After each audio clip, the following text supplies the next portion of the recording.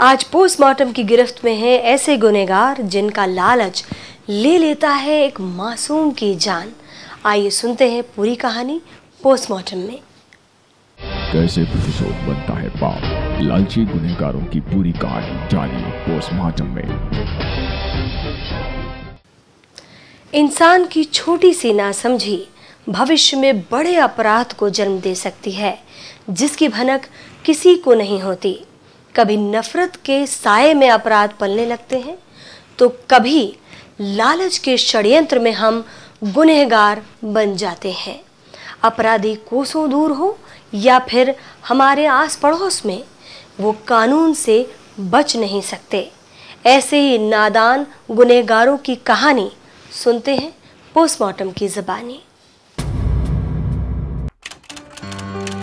अशोक मिश्रा अपने परिवार के साथ यहाँ गुजर बसर कर रहा था। उसने बी फार्मा की पढ़ाई कर रखी थी। उसने मेडिकल स्टोर का व्यवसाय शुरू किया। अच्छे व्यवहार और काम के प्रति लगन की वजह से ग्राहक अशोक से खुश भी रहते थे। अशोक मिश्रा की दुकान के ठीक सामने सुभाष पाटीदार की दुकान थी। अशोक की दुकान उसके व्यवहार के कारण ज्यादा चलती थी, इसलिए सुभाष उससे जलने लगा था और उसे अपना कॉम्पिटिटर मानने लगा था। सुभाष की दुकान पर ग्राहकी अक्सर कम ही नजर आती थी।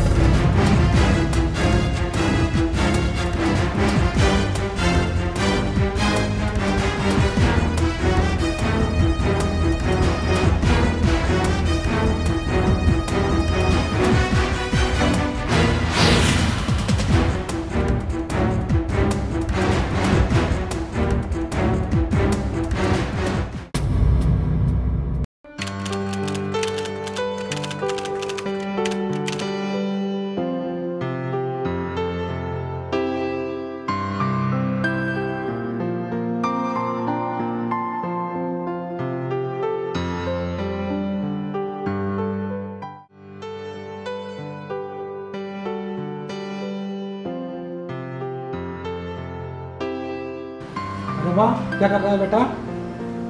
अरे आगे आप? कुछ नहीं, बस अभी क्लास से आया है। मैंने कहा पापा आते हैं, जब तक तू होमवर्क कर ले। और बताओ कैसा रहा आज का दिन? आज का दिन तो बहुत बिजी रहा। अरे वाह, बहुत अच्छे।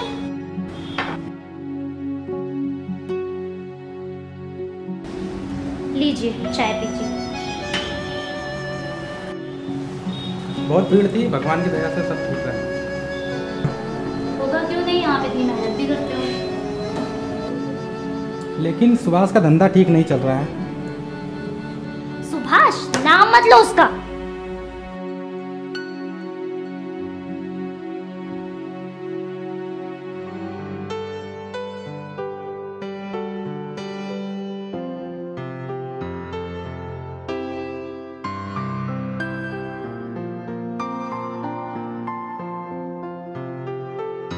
सुभाष के स्टोर पर उतनी भीड़ नहीं होती जितनी अशोक की दुकान पर। सुभाष को कहीं न कहीं ये बात अब चुभने सी लगी थी। एक ही मोहल्ले में दोनों के स्टोर हैं, लेकिन सुभाष की दुकान से ग्राहक नदारद ही रहते थे।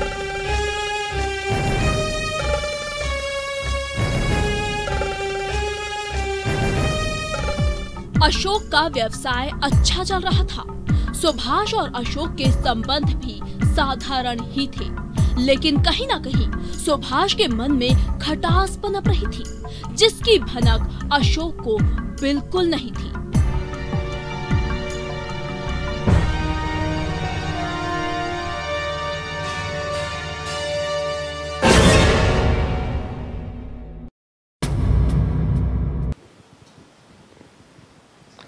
एक बार जब मन में खटास पैदा हो जाए तो दिल में नफरत जन्म लेने लगती है, और जब दिल में नफरत पैदा हो जाती है तो दिमाग में गुनाहों की साजिश पनपने लगती है।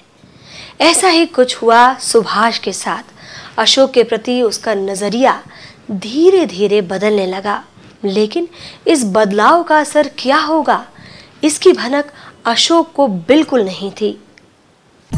सुभाष डॉक्टर कैलाश के क्लिनिक के बाहर मेडिकल स्टोर चलाता था। बावजूद इसके कैलाश के पेशेंट भी अशोक के मेडिकल स्टोर से दवाइयां लेते थे। सुभाष की दुकान नहीं चलने को लेकर डॉक्टर कोठारी भी परेशान रहते थे, क्योंकि सुभाष के मेडिकल स्टोर से होने वाली सेल पर डॉक्टर कैलाश का भी फायदा था।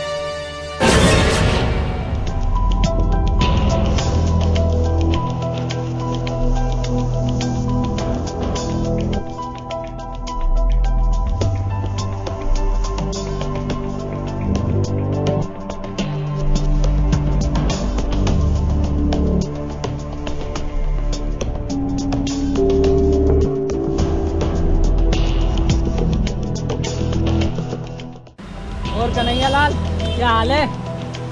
सब ठीक चल रहा है मालिक। भगवान जितना दे देता है उसमें सब्र कर लेते हैं। कब तक सब्र करोगे? मतलब? एक प्लान है मेरे पास।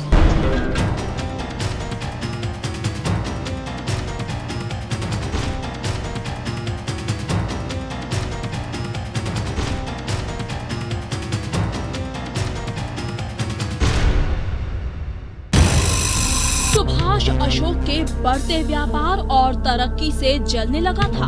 कई महीनों तक तो सुभाष ने यह सहन किया, लेकिन अब सुभाष की सहनशीलता खत्म हो गई थी। 6 महीने पहले भी हुए विवाद और आपसी झड़प की वजह से मन में जो एक बदले की भावना थी, वो अब साजिश में बदल चुकी थी। डॉक्टर कैलाश कोठारी के बताए मास्टर प्लान के तहत अब सुभाष प्लानिंग शुरू करता है। क्या हाल है नानू भाई? बस बड़ी कड़की लगी हुई है, ग्राहकों का इंतजार कर रहा हूँ।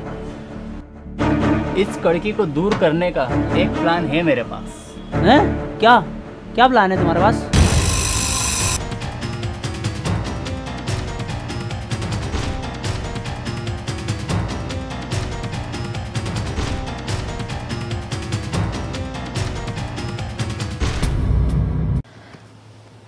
बदले की भावना सुभाष को एक ऐसे रास्ते पर ले जा रही थी जो भविष्य में एक जघन्य अपराध को जन्म देने वाला था, जिसका एहसास ना तो अशोक को था और ना ही खुद सुभाष को, क्योंकि सुभाष की आंखों पर प्रतिशोध का पर्दा पड़ चुका था।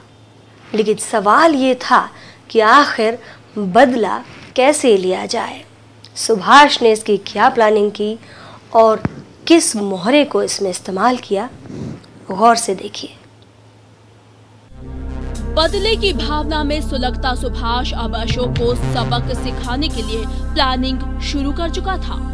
इसके लिए वो 2 ऐसे लोगों को चुनता है जो उसके जाल में फंस जाते हैं, जिनमें से एक पास ही में ठेला लगाने वाला कन्हैया लाल था, तो दूसरा इलेक्ट्रीशियन नानूराम। पहले सुभाष कन्हैया लाल को अपनी बातों में फंसाता है, फिर नानूराम को इस साजिश में शामिल करता है। क्यों, बात समझ आ गई ना? मुझे तो समझ में आ गई है, लेकिन इस गधे को समझा दो। नहीं, मुझसे नहीं होगा। कुछ गड़बड़ हो गई तो पुलिस का लफड़ा उसमें, मैं निकालूंगा उसमें आठ। बिल्कुल भी नहीं। कुछ नहीं होगा, सब मेरी जिम्मेदारी है। तो कानों का खबर नहीं होगी। और फिर तेरी कड़की भी तो दूर करनी है। ये लो एडवांस, बाकी का काम पूरा होने के बाद। लेकिन ध्यान रहे, काम सावधानी से हो।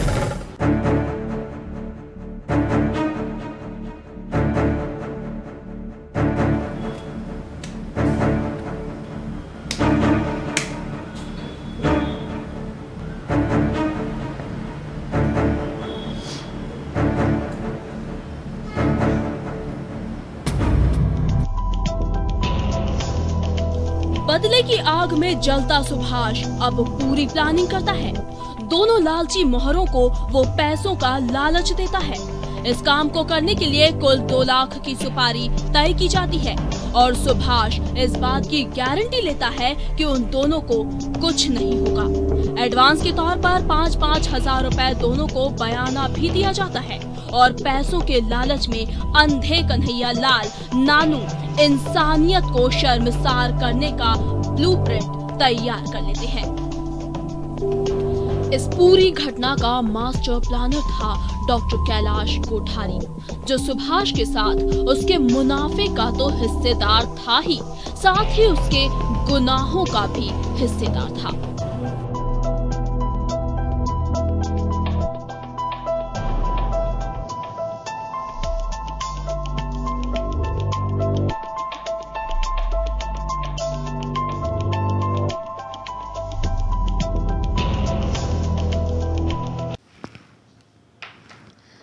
कभी कभी लालच इंसान को जानवर बना देता है।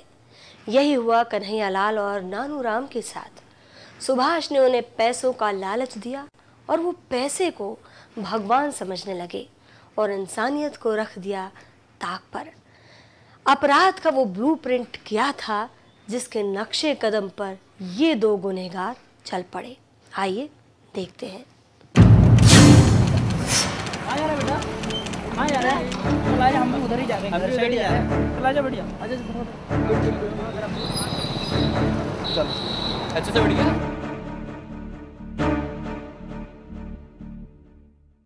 कार्तिक रोज की तरह आज भी अपनी क्लासेस से छूटकर आ रहा था। कन्हैयालाल और नानू बाहर उसका इंतजार कर रहे थे। किसी को क्या खबर थी कि सुभाष की नफरत का शिकार एक मासूम बच्चा होगा। अशोक को सबक सिखाने के लिए सुभाष ने उसके बेटे को अपना शिकार चुना और कन्हैयालाल नानूराम को सुपारी देकर उसका अपहरण करवाया। दोनों कार्तिक को सत्यसाई चौराहे से उठाते हैं और उसे घर ले जाने के बहाने बाइक पर बैठा लेते हैं, लेकिन मासूम कार्तिक इन दरिंदों के नापाक मंसूबों से बेखबर था। पापा 8 बजे तक हम आ जाएंगे।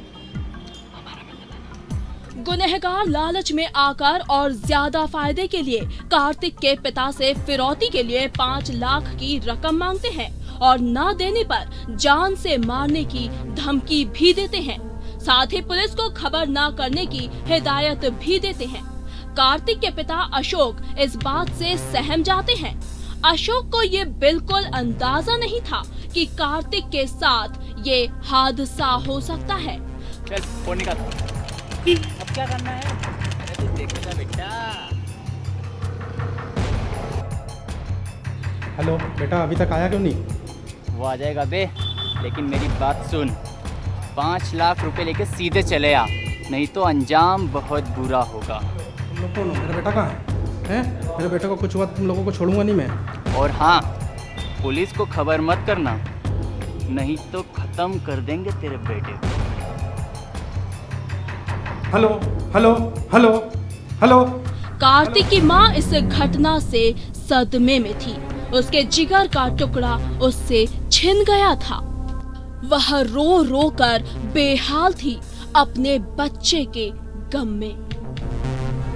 मुझे मेरा बच्चा चाहिए, मैं मर जाऊंगी उसके बिना।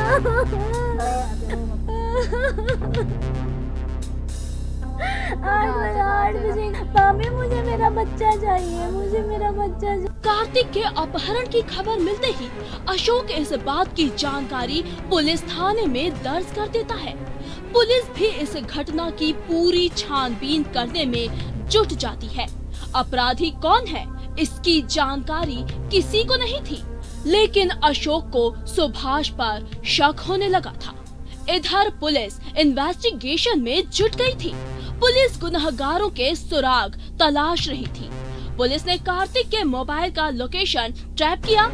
हालांकि दोनों आरोपियों ने कार्तिक का मोबाइल बंद कर दिया था, लेकिन उसके द्वारा किए गए कॉल ने पुलिस को शक के घेरे में डाल दिया।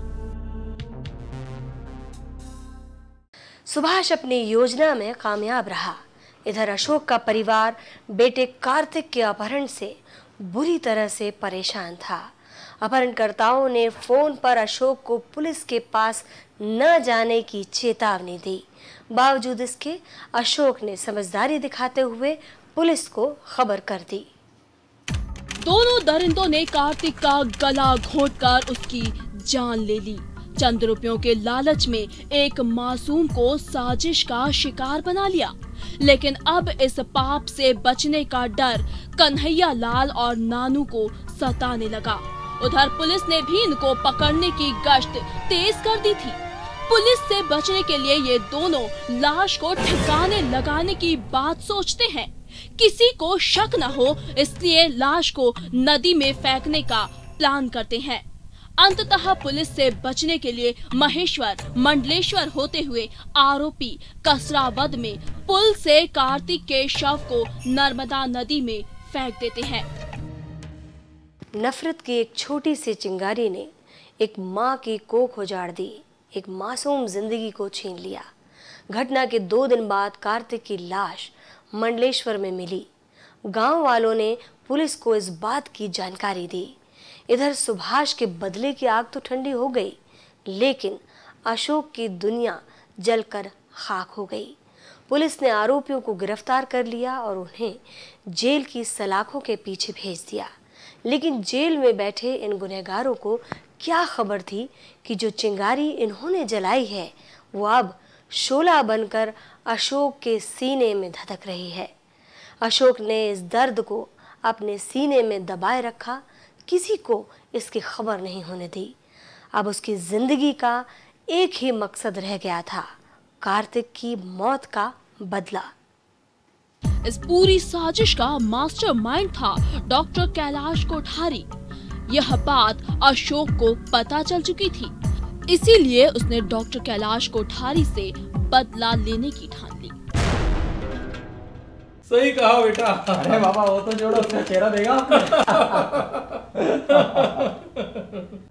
कार्तिक की हत्या के 6 महीने बाद अशोक मिश्रा डॉक्टर कैलाश कोठारी के क्लिनिक पहुंचकर गोलियां चलाता है। इस दौरान कैलाश कोठारी का बेटा पंकज कोठारी की मृत्यु हो जाती है और अशोक मिश्रा खुद को पुलिस के हवाले कर देता है। नफरत के इस खेल का खामियाजा भुगतना पड़ा एक मासूम को। कारोबार का लालच और बदले की भावना ने 2 जिंदगियों को खत्म कर दिया, साथ ही 2 परिवारों को तबाह कर दिया। लालच बुरी बला है, इसीलिए इससे सजग रहें, सतर्क रहें। हमेशा हरदम देखते रहिए पोस्टमार्टम। हम फिर मिलेंगे एक नए मोड़ पर एक नए किस्से के साथ। तब तक के लिए जय हिंद।